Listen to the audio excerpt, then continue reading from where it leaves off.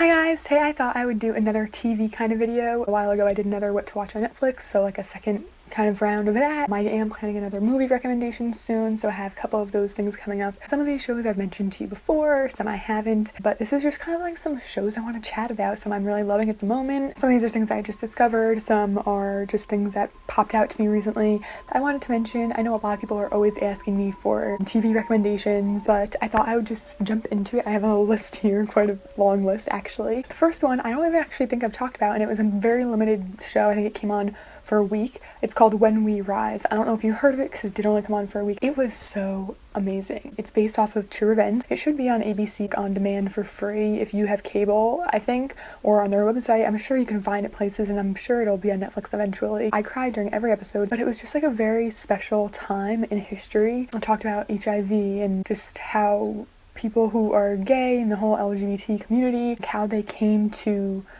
well, even now, obviously things are not even close to perfect, but how it came to be better than what it was and how horrible it was at one point. And, you know, obviously I wasn't alive back then. And if I was at some part of it, I was very, very young. I had no idea what was going on, which is sad because I think that even at a young age, children should be educated on these things. And it's these kinds of things, a lot of movies like this, I don't like watching. I guess it's just a lot of people, you don't want to know the truth sometimes because it's scary and it's sad. I think being educated on these topics is super important, which is why this whole YouTube thing is super annoying, if you know what I'm talking about. You know, everyone should be educated on these things, whether their parents agree or their beliefs agree with it or not. You should still be educated. I'm getting off track, but this show was amazing. The actors they chose to portray these real life people were just, I honestly could not picture it with better people in it. It was just very touching. It kind of followed along three different main people, their lives, what they've been through, their connections with each other, and it was so touching. And whether you are a member of that community or an outsider, you know, you just want to know more and you just don't feel educated enough, I think that's an amazing show to watch. I think they should be showing that in schools, to be honest. It's amazing that people don't know what these people have been through and that these things are facts. And, you know, what's so sad is that when I watched this, you know, there's people who said such horrible things. And, you know, people still believe that and still have this way of thinking that corresponds to how things were years and years ago, like 20 plus years ago. And that's sick to me. It makes me want to puke and it makes me angry. I think people need to be getting angry right now. If you didn't see my video about politics, I think people should be getting angry, and I think that is a very good show to watch for anyone. If you don't feel touched by watching that, then you have no soul. Moving on. Okay, the next one I want to talk about was Vampire Diaries, obviously. I did do a whole video on the ending, so I will link that below. But it's amazing, and they all have all the episodes on Netflix now, so that's great, like the whole last season, so you can completely catch up. I'd really recommend that. But along with that is the originals. Now, I only watched the first 1 or 2 seasons of the originals. I kind of just fell out of it, but I did start watching this season, and I really like it. I'm only, I think, 2 or 3 episodes in now, and I like it. I always love the actors. I think that it's a very strong cast, and I think the story is getting a bit better again. I think at the end of this season, I'm gonna start it again on Netflix and like catch up and then watch, if that makes sense. Supergirl. Okay, you guys know I love Supergirl. I have mentioned it quite a few times, but I'm just loving it more and more with every episode. The first season, I think a lot of people didn't like it. For some reason, I loved it. I only watched it because I knew that Chris Wood was going to be in season 2, and when I watched the first season on Netflix, I fell in love. Some of the characters are great. Some of the first season characters are not in season 2 at all. And it's a little bit of a bummer because I did get used to them and there were pretty like important main characters. You know, as season 2 has gone on, I found that I don't care. It's kind of, you know, because it was only 1 season, you don't get super attached to those characters that aren't in it anymore. I find that this show really did a good job of making season 2 work. I think moving to the CW was a good choice for them because they made it a bit more, I don't want to say funny, but if you thought Vampire Diaries was too dark, and it does have some dark bits, but you know how it has like the funny bits as well. There's some funny moments and jokes, and this show is kind of a lot of that. It has those touching kind of corny, cheesy moments. It's very, very good. And I've really gotten to fall in love with it, to be honest. When Mondays come around, I have like 6 shows that come on Mondays. Yes, I have a problem. But Supergirl is the one that I am super excited to watch. And all the actors I think are good, and they kind of have this perfect balance of I'm being a corny character on a CW show, as well as when serious moments happen and I have to cry and I have to beg for forgiveness and I have to beg for my life, I can do that too. So I think that they have that really good kind of balance, and I think more people should watch. It's so good. Get into Supergirl. There's only like one and a half seasons right now to catch up on, so do it. Yes, The Bachelor ended.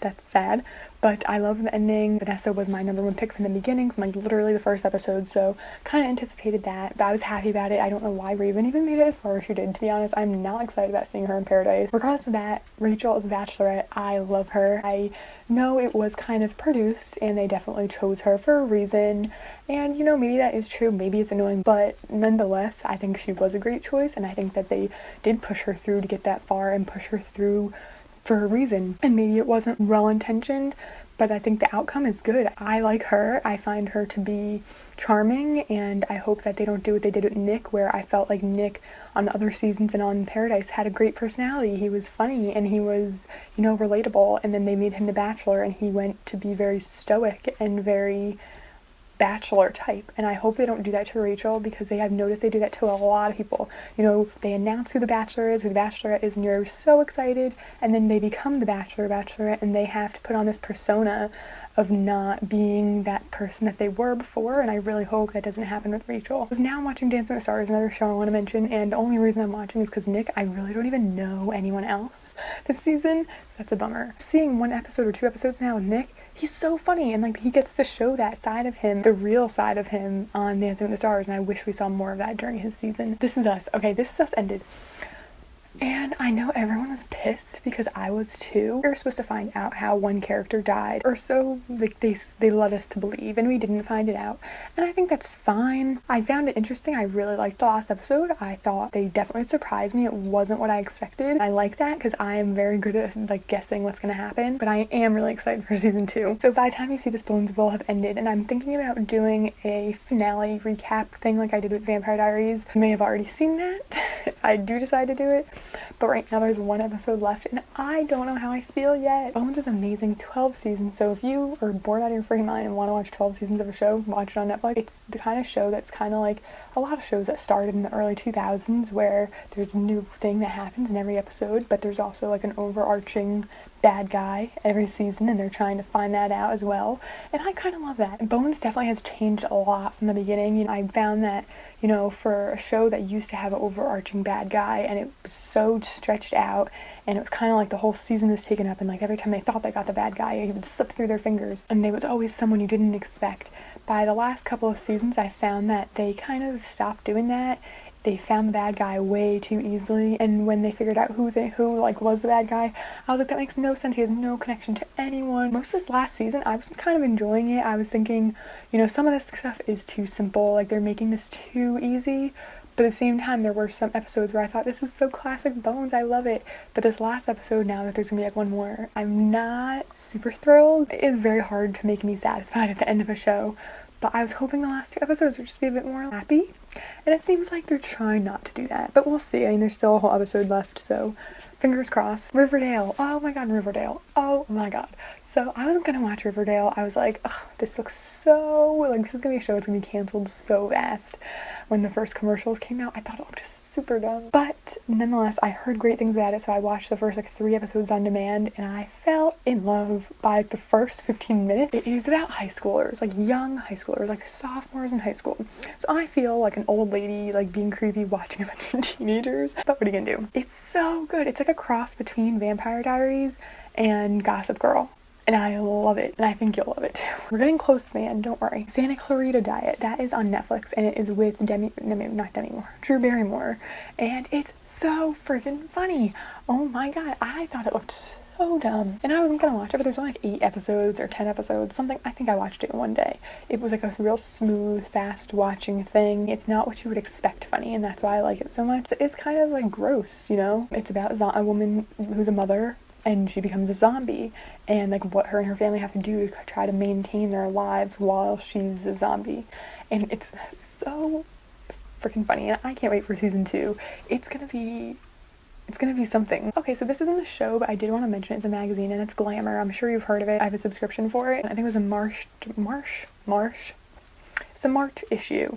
It was the best issue of any magazine, and if you can still find it or you have it and you can get a chance to read it, because there, I think every article back to back to back, I was so hit by, like, each one touched me. They're about really important social issues we're having right now, and I just thought the entire kind of space that issue was written in, I thought was super powerful, and I thought that, you know, they're really doing something here that can touch a lot of people because it doesn't pull you so strongly to one side by putting another side down. It's just there, and that's it. 3 things on Netflix. One is just that Containment is on Netflix. I've talked about Containment way too much, so I don't want to talk about it a ton here, but I'll give you a brief summary. It's about Atlanta, Georgia getting hit with a horrible disease, and they have to contain the entire city or a specific part of the city, and people can't leave, no one can get in, and they just kind of have to be there. And they thought it was going to be for a weekend, and it turns out being for 2 or 3 weeks, and it's just all these people kind of what they have to go through with this and like this sickness. And it is a bit gross sometimes, but the characters and their connections and their relationships is amazing, and every episode you have to watch the next one. I think there's only 10 episodes, and it's a limited series. It's on Netflix, the whole thing.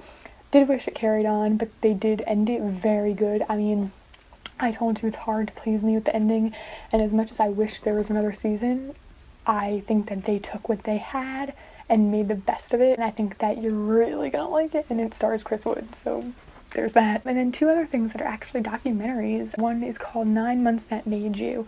Now this is not going to be something you want to watch if you have zero interest in health or like the human body or stuff like that. I am very interested. It's something I've always been interested in, and I definitely want to have kids one day, so I just thought it would be an interesting thing to watch. And it's kind of just about human gestation and what happens to a fetus from the time that it's conceived until it's born. And it's very interesting. It doesn't make you feel weird. It talks about how different people get different genetic problems and how things are supposed to go throughout your time in the womb and how sometimes they don't go. And I just found it super interesting. It's like a 3 or 4 episode docu-series on Netflix. I watched it one night, like in 3 hours or something, so it's very brief, but if you're interested in stuff like that, it might be something to give a little watch to. And then this morning, I actually watched something. I think I have 3 minutes of it left, actually. It's on my TV right now. It's called Food Choices, and I just want to give this a little shout out because, whoa, I am one of those people, you guys have seen my vegan rant. I don't hate vegans. I don't hate anyone who makes any food choices for themselves. As long as you're not eating like humans or cats or dogs or something, like whatever. I don't judge anyone, but, you know, people have obviously, you know, made their arguments for certain diets, and, you know, there's one right way and one wrong way and like blah, blah, blah. But I've always been the type of person that thought, you know, do what's right for you. This movie or documentary really opened my eyes to kind of the truths behind the food industry. And, you know, I'm already trying a lot recently. I've been trying to cut out dairy and meat like animal products. Not completely. I'm no 100%. I do not have that kind of willpower, but I am trying to cut out a lot of that, eat a lot more vegetables and fruits and things, because it's just, we know fruits and vegetables are healthy for you. We know it. Not only are meat bad for your, like, meat and dairy animal products not great for you, but it's bad for the environment.